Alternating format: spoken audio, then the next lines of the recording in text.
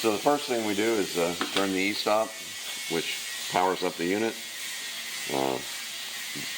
You have your oil time, or whatever fluid you're using for cleaning, and then your air time. That's to clear the fluid out of the part that you're going to clean.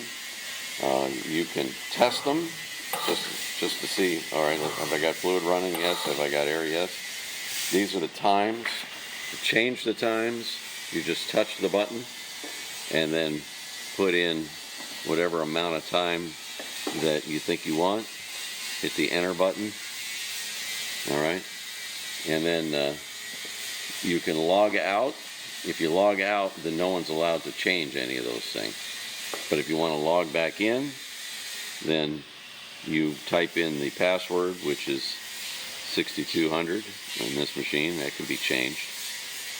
And now those screens will reappear, and you can change the amount of airtime or the amount of liquid cleaning time. So right now we have them both at 3 seconds. We haven't run any parts. You can reset the part count whenever you want by pushing the yellow button. This down here is the pump that provides the fluid. It comes out of the tank right here. There's a screen in there to protect this pump from small particles. From there it pressures up, comes to here, comes through the bulkhead fitting to the oil filter. This is a standard BH8 like a Ford uses. So you can get those at any auto parts store. You screw on the filter. The liquid comes in here, then comes down the line, and there is a check valve in here. So when the air comes on, the air won't blow back into the oil, and vice versa. When the oil comes on, it won't go back up in the airline. So once it comes down to the Y fitting, then it comes to whatever rubber stopper that you want to put on there for whatever part you're cleaning. And in this case, this stopper fits this part. You have a foot pedal that when you mash on the foot pedal, 3 seconds of oil, 3 seconds of air.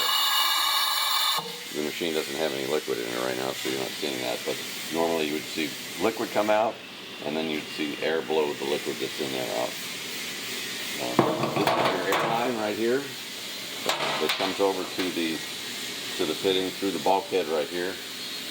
That air is controlled by this solenoid, which is activated by the PLC timer for whatever many seconds that you have. That's the air solenoid. This is the amount of pressure, the amount of blow-off pressure that you want to give that part, which is adjustable. And then that's just your connection for your airline.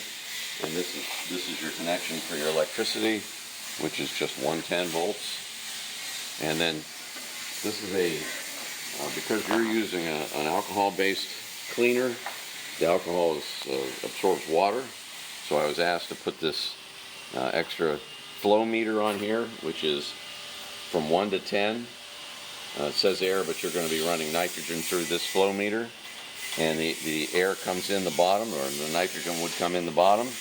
It comes out this line and goes to a connection at the top of the tank right here, which allows us to just put the smallest amount of air onto the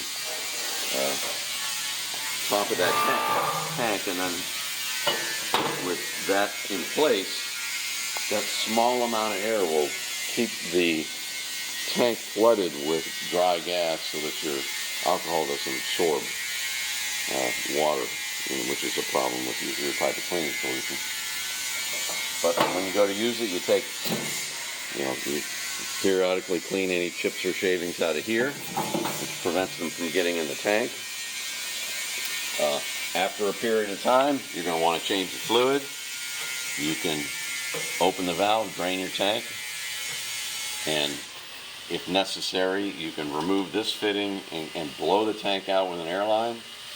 And if you really feel like you need a super deep cleaning, then you can remove these 4 bolts from each side, and the tank just comes right down. There's a gasket between the tank and the sink.